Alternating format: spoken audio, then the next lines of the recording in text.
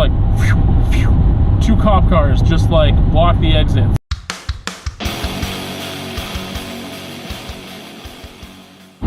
Alright, so continuing our story time from last week, where it was talking about my like pre-intro, my pre-introduction to my introduction to graffiti. I want to continue along with that and get into like, this is my introduction to graffiti, where I figured what it was all about and like was formally introduced to it. I should kind of bridge the gap here between last week and this week. So I mentioned like getting in trouble and how I didn't even know what graffiti was really, and I was doing it like on my binders and papers, and then also that act of vandalism that happened before I didn't know graffiti was like a culture, was an art form, was a thing. I don't even know when the title of graffiti or that label, that term came to me. I had gone to like, I was living in Outlook, which is 1 hour away from Saskatoon, and I'd been to Saskatoon maybe once or twice every week from grade 6 to 12. So I'm sure I've seen graffiti in Saskatoon without really registering it or noting what it was. And I went to Toronto for 3 summers, like while I was living in Outlook, and spent some time there. And I'm sure I saw a bunch of graffiti there and tagging and murals and who knows what else, but just didn't really register at all. And it wasn't like, I don't know, it just like blended in, and I didn't really recognize it or have any interest in it. Okay, so I didn't really do any vandalism of the graffiti nature like for the rest of the time that I was living in Outlook. So I graduate a week later, peace! Moved to Saskatoon with my mom and sister. My sister's like 5 years old, just a small little person. And yeah, I live with my mom in Saskatoon while I'm working full-time. I'm just like, yeah, I don't even know what I was working, like maybe six months before I moved out. I don't really remember. Saved up some money, I move out. Okay, on my own. Somewhere in this first year of me living in Saskatoon, like I had a friend already there. It was like a super good friend, my best friend for years, Chris, and we just hung out all the time while I was there, like 4 days a week it seemed at least. We hanging out at his house, going to the mall. We were big mall rats. We went to shout out Circle and Center at Circle and 8th Center Mall. It's where we spent most of our days.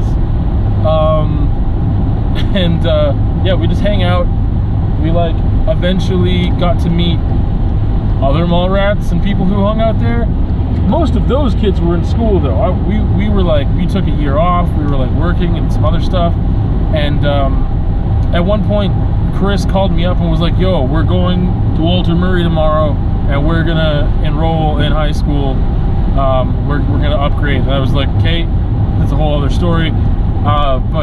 But thanks for that, Chris. So anyway, before that though, we had started to get to know these people at the mall.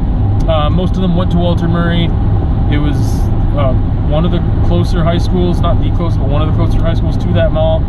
And yeah, so we knew some of them, and we went and upgraded. So like whatever, within this first year that I moved to Saskatoon, I'm just gonna call this kid B. So I don't remember exactly when. I recall this was my first meeting with B. Chris might have met him once before. I don't really recall.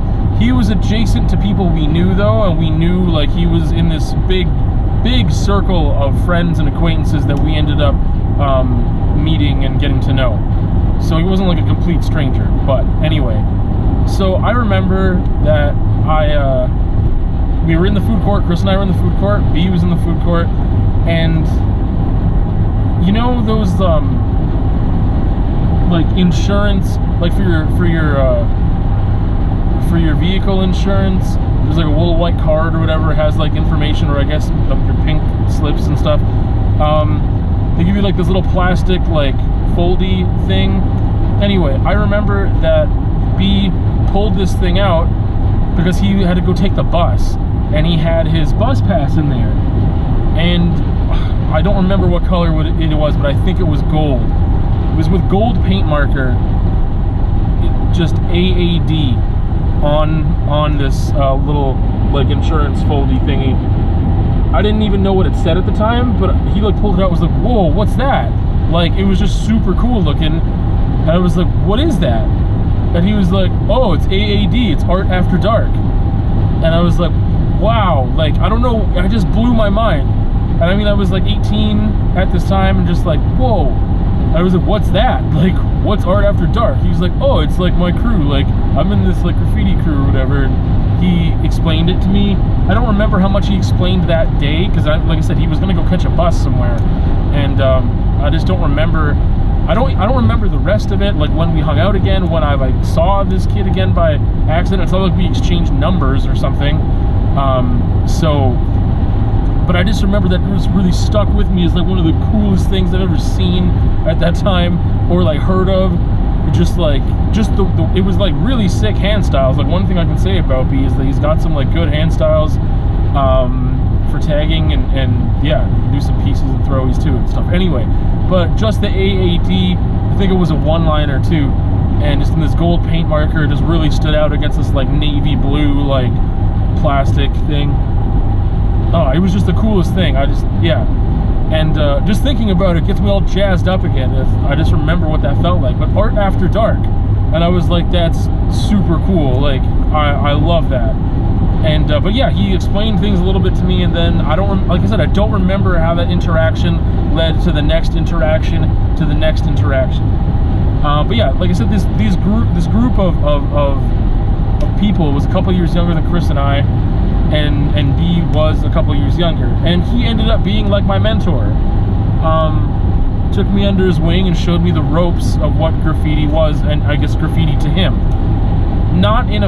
It was formal, but at the same time it was very casual and not formal at all.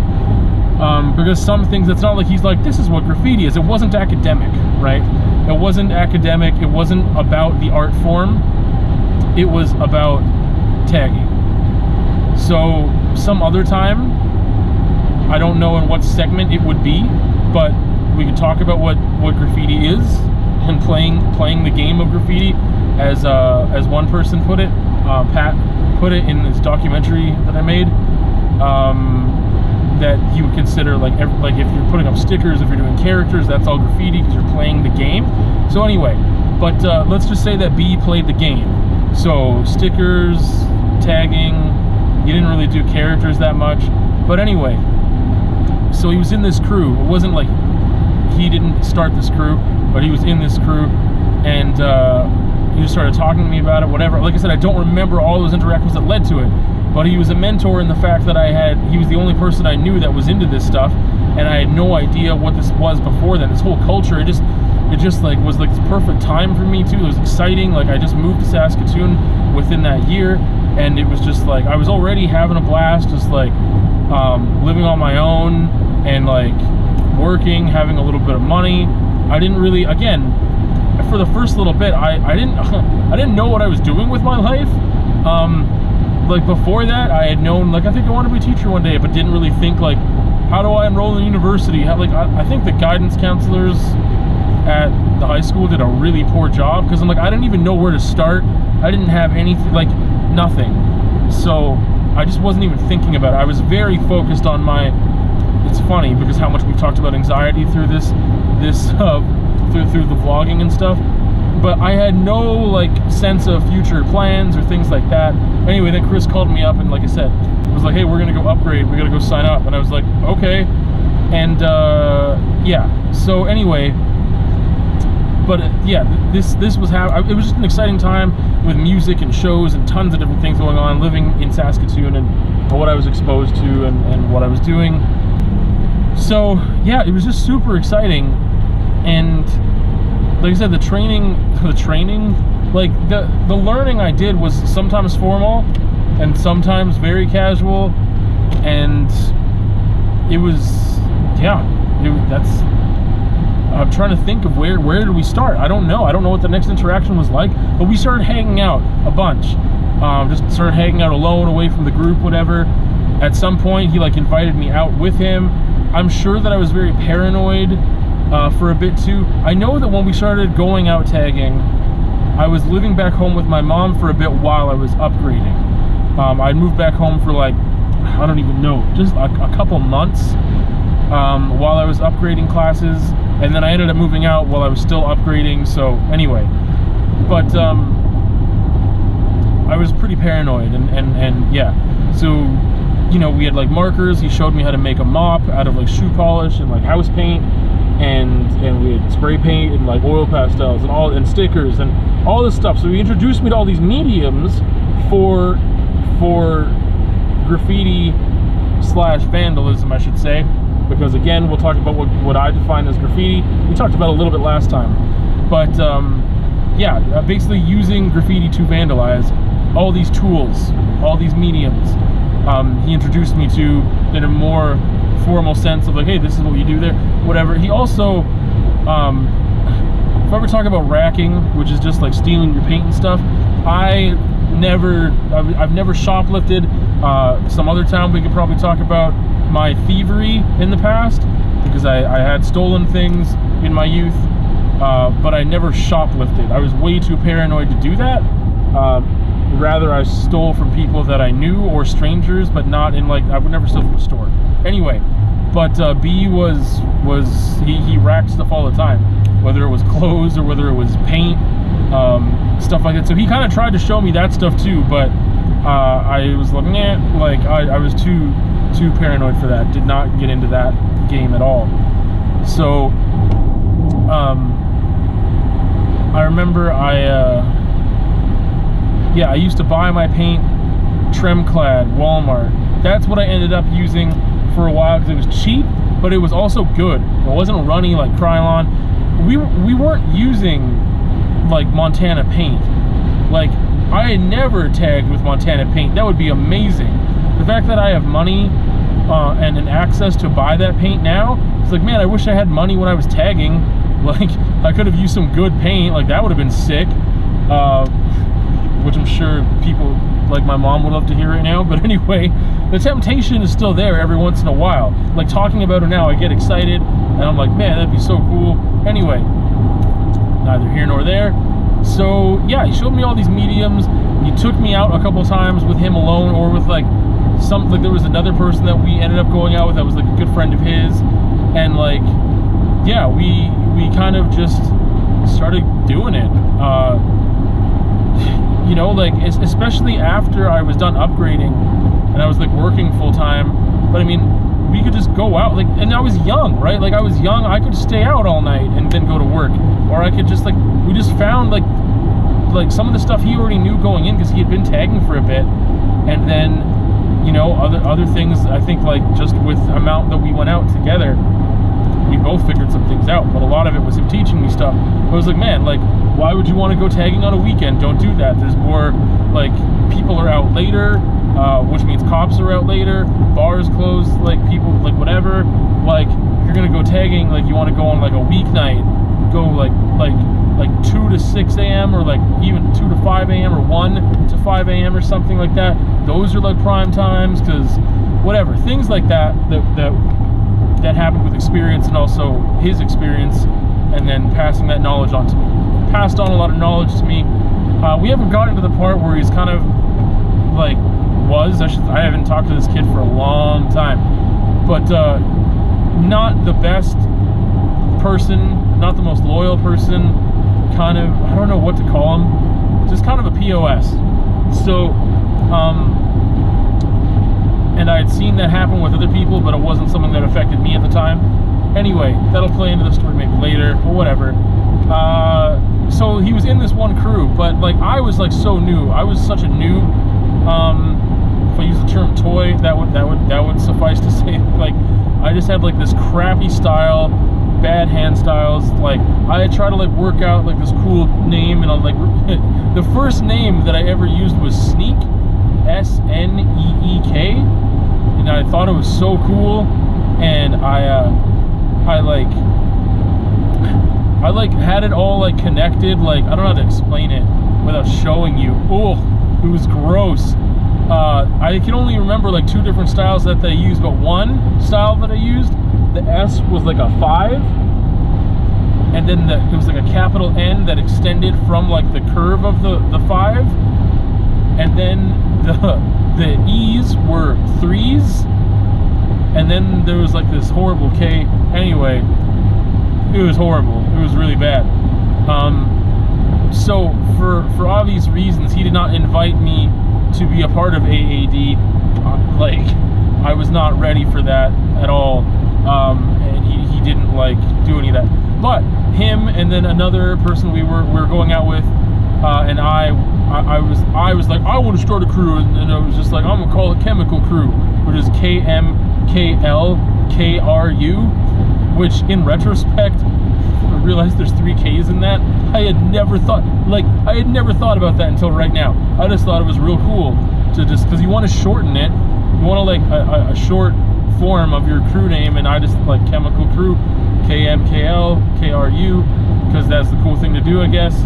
Anyway, that didn't last a whole bunch of time, but I used that for a bit. I don't think I ever spray painted that name. I think it was just with marker and like oil pastels. I'm pretty sure that I didn't actually use any spray paint for that. So oil pastels, just as a side note, work really well for like these like big like black garbage bins. They work really well for that, and they also work really well for like lampposts, light posts. Anyway, so I was using that for a bit, and it was with that name that maybe I was using spray paint at that point, actually. I just can't think of the style that I was using, but I must have been using spray paint at that point. Because, so well, wait, what story am I telling now? This is supposed to be my introduction to graffiti, right? This is the intro. So, let me scale it back here before we get into that. Okay, so I was using this name, Sneak. I was going out with B all the time. Then I started going out alone a couple times. I was still pretty new and paranoid and whatever. I think there were a couple times my mom figured out what I was doing, because I remember thinking like that I think she found my paint one time, and when I was still living with her for those couple of months again, and she like obviously freaked out and like that wasn't cool, whatever. Anyway, and then like I think I found my paint and stole it back. I don't remember now, but she kind of like knew what was up a bit, which sucked for me. But anyway, so okay, so I think I did go out a couple times. I was just going out all the time. I was just really wrapped up in this like culture, and like meeting this person and meeting that person, and there's all these like legends, and being like, oh yeah, like this guy like senile carries a gun, and he's this like blah blah blah blah blah, and whatever. You learn like, it's like, especially like I said, being young, and maybe there's like all these other things that probably factor in, of like not having any siblings or any like real sense of community. I wasn't really like in another subculture already, where it was like, oh yeah, like skaters and stuff, or like whatever. Like I was new to the city. I didn't have like a subculture to belong to, really. I mean, there was music, but I didn't. Also, like, I'm really bad at meeting people, right? Like I've never been like outgoing and like, hey, how are you? Like, let's be friends now. So this happened very organically, this friendship, and then through him I got to meet some other folks. Also, there's a link here kind of that goes back to Outlook, because eventually I met I'm gonna call him Big D, and I met him originally when I was in Outlook, because he went to LCBI, and my girlfriend was going to LCBI, which is Lutheran Collegiate Bible Institute.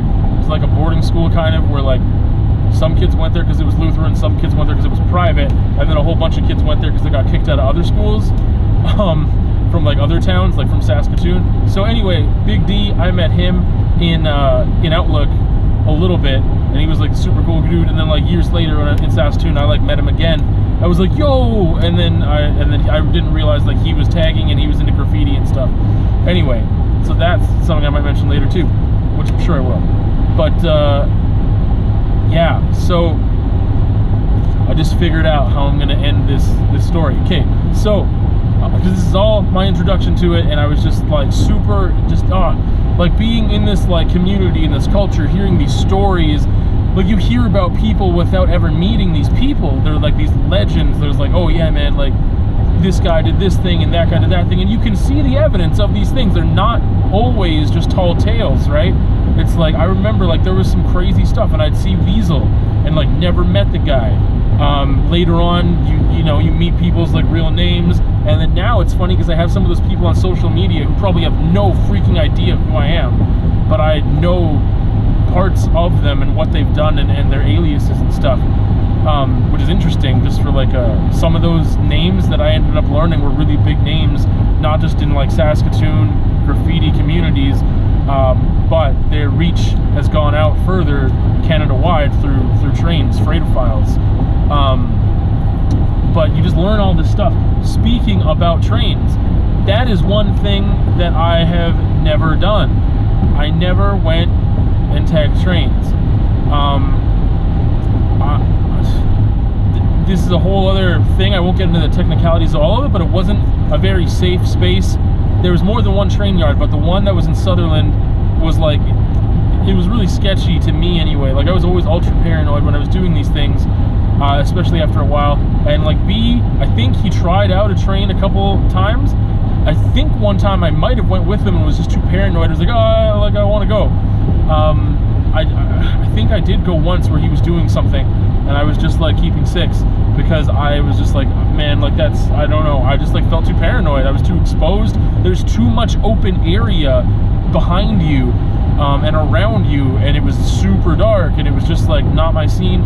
Eventually, I mean, obviously if he like really impressed that upon me and we went out together, if I felt safer, that might have been something that I did, but I never really did I never did trains, and was too paranoid of that train yard. And if someone took me to the other yards, maybe I would have gotten into it, but it's really dangerous being there too. People have gotten killed. There's obviously other incidences that have happened.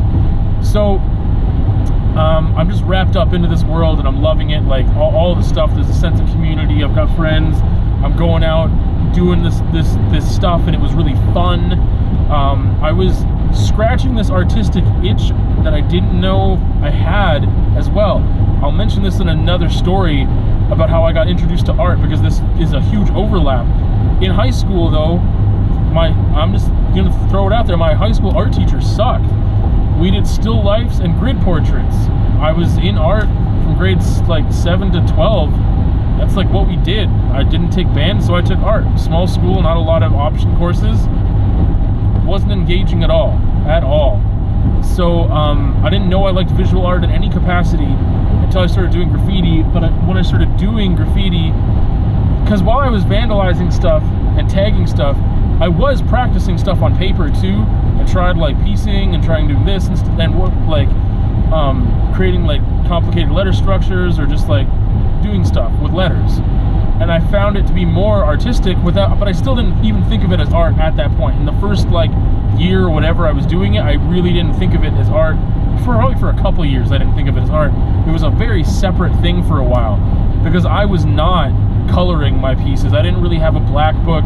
I wasn't doing anything that would have taken time and playing with colors and 3D'ing stuff and like really making it art. I just wasn't. I was really focused on hand styles and tagging and getting up. So yeah, that's kind of like, to me at this introduction period, graffiti was not art to me yet. It was still all about vandalism and getting up. It was exciting. That's what I left off on. It was exciting, and like going out and just like crushing like stuff, and just like how many things could I do in a night, and like there's camaraderie, there's a sense of like community that I definitely missed having. I was scratching this artistic itch without knowing it, and it was just like this creative. It was a creative endeavor, not just with your line work and like what you were putting up on a wall or whatever, but also like, how do we get up there? How do we do this without detection? What's safe? What's not? What chances do we take? Running away, like all those things like were really feeding this part of me that needed to be fed, I guess, in that way of like problem solving creativity, like all these things that I wasn't really getting out. And I wasn't like, I transferred from like writing poetry to writing like graffiti, which is, if I use the term like, yeah, we went writing that night, that was the colloquialism that we used at the time, was like writing. That's what writing was. So yeah, I transferred from writing poetry to writing on walls. It was a very like seamless transition. Just I started writing poetry and stuff less for whatever reasons, and then started doing this. Okay, so I mean, this introductory portion I'll wrap up with this story of how I already talked about Center Mall. And for people that are in Saskatoon or have been out there or whatever, you kind of know what I'm talking about here. Other folks, if you really want to look it up, you can look it up on Google Maps. But so Center Mall is on 8th Street. For people in Lethbridge, 8th Street is kind of like Mayor McGrath. It's in like the east side in Saskatoon is really equivalent to the south side in Lethbridge. Same type of demographic, pretty much. But 8th Street in Saskatoon is just way bigger and better than Mayor McGrath. There's a lot of stuff there, and there is a lot of residential very nearby as well, like right behind, like on 7th Street and stuff. It gets residential immediately, and yeah. So I decided I was hanging out with friends. I remember Chris, Ricky. There was 1 or 2 other people there. There was at least 4 of us all together. Might have been 5, but I really don't remember the other 1 or 2 people that were there besides Chris, Ricky, and I. So we were walking from Center Mall, and we were going to the Tim Hortons on Cumberland and 8th. So this is a long stretch. Think if you're going, yeah, it's just a long, I don't know how many city blocks that is, but I don't know what it was, like a good half-hour walk maybe. It's not too long, but I had my backpack with me and all my tagging stuff. And this, I think it was only like 8 at night, and it was like summer. It was dark, like right when we went out, it was like dark. But I was just like a fiend. Like I was just a fiend for this stuff. I couldn't get enough. And so I don't remember if there was any urging from them, like, oh, come on, man, do you have to do that right now? Or if it was just like whatever. They stayed with me. I was walking with them, and we went into the alleys behind 8th Street. So I think I convinced them, or maybe it wasn't much convincing to do, that I was just like, yeah, I want to like walk behind and like do all this tagging. Like, let's walk in the alleys behind 8th Street. I was just tagging it up, just like tagging everything. Like I said, it wasn't that late.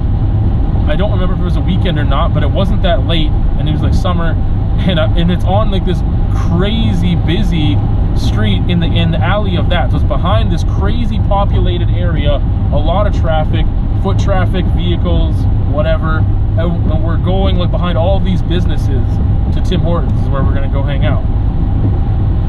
So just tagging it up, just wrecking stuff, like, and then we get to Tim Hortons and we go in and we're just hanging out.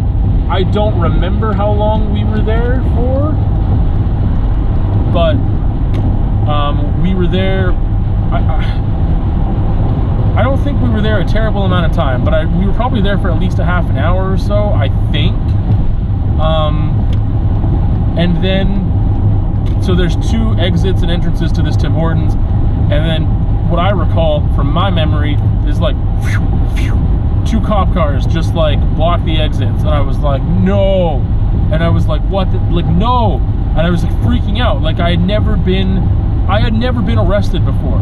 There were some things other than that one vandalism incident in Outlook that I had done. Like there was another time that I had been charged with something which was vandalism related, story for another time, but I'd never been like arrested. I'd never been caught in the act for doing anything.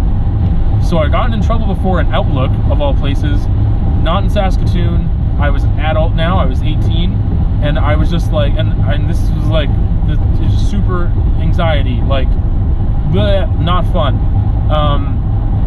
So yeah, it just happened like that, and I was like, no way, and I was like cornered, and we just sat there, and then like, I'm pretty sure that I could feel the disappointment of my friends that this was happening before the police even came in, but they like came in and they like walked over to us, like they took us out or maybe it wasn't even us, maybe it was just me.